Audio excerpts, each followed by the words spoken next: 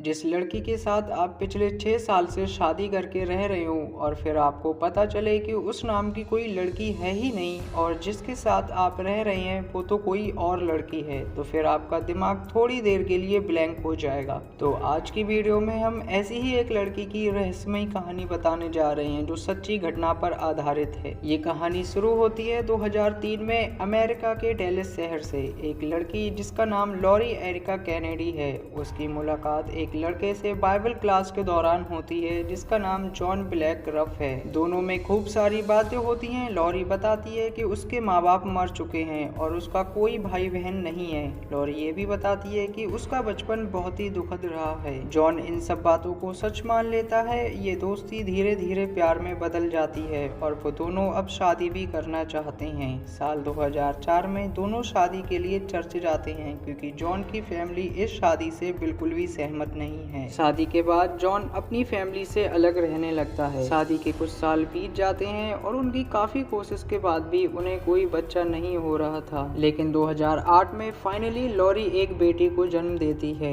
यहाँ तक इन दोनों की जिंदगी अच्छी चल रही होती है, लेकिन जॉन को क्या पता था कि उसकी जिंदगी में अब ऐसा मोड़ आएगा जिससे उसकी पूरी जिंदगी बदल जाएगी। लॉरी अब माँ बन चुकी है, लेकिन उसका व्यवहार अब बदल गया है। वो बहुत चिड़चिड़ी हो गई है, बात बात पर जॉन से लड़ाई करना और अपनी बेटी को लेकर बहुत ही ज्यादा ओवर प्रोटेक्टिव हो जाना। लॉरी अपनी बेटी को जॉन की फैमिली से दूर रखती है और उन्हें टच भी नहीं करने देती। ये बात जॉन को बिल्कुल भी पसंद नहीं है। ये सिलसिला 2 साल तक ऐसे ही चलता रहा और अब जॉन डिसाइड करता है कि उसको तलाक ले लेना चाहिए क्योंकि उसकी शादी अब कामयाब नहीं हो सकती। साल 2010 में लॉरी और जॉन का तलाक हो जाता है। तलाक के कुछ महीने बाद 24 दिसंबर 2010 को लॉरी अपने आप को गोली मारकर आत्महत्या कर लेती है। हैरान कर देने वाली बातें तो लॉरी की मौत के बाद सामने आती हैं। उसकी मृत्यु के बाद जब उसके सामान की तलाशी ली गई तो उसकी अलमारी से एक बॉक्स बरामद हुआ जिसमें कुछ कागजात थे और जब उन्हें देखा गया तो जॉन और पुलिस दोनों हैरान रह गए। दरअसल मृत्यु के समय लॉरी की उम्र 42 साल थी, यानी लॉरी साल 1968 में पैदा हुई थी, लेकिन कागजात के हिसाब से 1988 से पहले लॉरी एरिका कैनेडी नाम की कोई महिला थी ही नहीं। लॉरी के पास से जो दस्तावेज बरामद हुए जिस पर उसका नाम बेकी सुई टर्नर दर्ज था। पुलिस और लोग हैरान तो तब रह गए जब उन्हें रिकॉर्ड से पता चला कि उन दस्तावेजों पर जिस बेकी की जानकारी मौजूद है वो एक 2 साल की बच्ची थी